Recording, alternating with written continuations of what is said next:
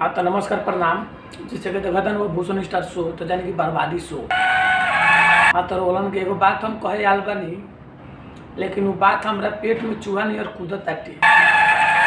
एगो बात कहे आल बानी, वो बात हमरा पेट में चूहा नियर कूदत ताटे। अब वो बात कही तो कहीं कैसे, काहे से हमार पर्दारे देख के जरूरत ताटे। बूझ जाई कि एगो कोनो काम वैसन काम ना कैनी, गोर खाए बूझ जाए कि वो काम वैसन काम ना कैनी। छोटा से एगो गुटका सिगरेट के दुकान का खोल लेनी पर्दार के, जैसे लागता कि सिगरेट जरेला वैसे हमरा पर्दार के दिल जरता। अब बूझ जाए कि कम्युनिकेशन कम्युनी ना होता ऊपर का कहते हैं गोर खाए। बूझ जाए कि कम्युनिकेशन कम्युनी नहीं के होता ऊपर। बूझ जाए कि एक दिन में 1000 से 1200 रुपया कम्युनी होता टी। आ पर्दार देखता लोग तो का कहता लोग कि बल्कि 1 लाख ना 1.5 लाख के कम्युनी होता टी। अब यही बात के हमारा गांव में पूरा चर्चा गोर खाए। यही बात के बाद हमारा पूरा गांव में चर्चा। अब सिगरेट आ बीड़ी बेचल छोड़ दिले बानी, अब बेचाई गोलगप्पा। तो अब हम कहेम रउआ लोगन के कि सिगरेट आ गुटखा छोड़ी, सिगरेट आ गुटखा छोड़ी, आई हमारा गोलगप्पा के दुकान पर आ माल मटेरियल ठूस ठूस के खियावल जाई 30 रुपये प्लेट पे।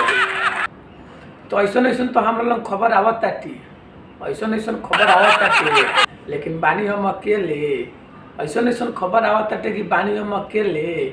अब एगो दुकान छोड़ दी, 2 गो छोड़ दी, अब चलाई कई गो दुकान। यही से हम कहतानी कि हमरो बात थोड़ा सा सुन ली। एगो दुकान खोलले रहनी केहूँगे 2 बरिस पहले, एगो दुकान खोलले रहनी केहूँगे 2 बरिस पहले भूजा भरी के। बूझ जाए कि ऊपर नाइयो कमी नहीं होके तो पापा जी हमर 100 रुपया दिले रह से गहकी हो से तो के फेरे उरे के। बूझ जाए कि कमी इतना ना चौकस चले, इतना ना चौकस चले कि जौन बाबूजी 100 रुपया दिले रहस न 40 गो रुपया वो में से बच जाए। इतना बढ़िया दुकान हम खोलले रहनी। वो दुकान के चक्कर में हम आ गए रोड पर, वो दुकान के चक्कर में हम आ गए रोड पर। गांव के लोग कहताटे बल्कि दुकान तो बड़ी भीड़ चलता। तो अब कैसे हम गांव के लोग के समझाई, कैसे हम गांव के लोग के समझाई। 1 रुपया कमी तो होत नहीं थे, 100 रुपया ले आतो बानी घर से, वहू में से 60 गो रुपया चल जाता।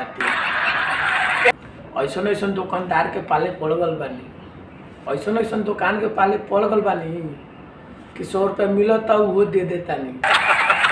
आवता लोग खाता लोग उधारी, आवता लोग खाता लोग उधारी, रुपया बची कैसे। कस्टमर के कैसे मना करी कि हम लोग गाला पूजी नहीं खे।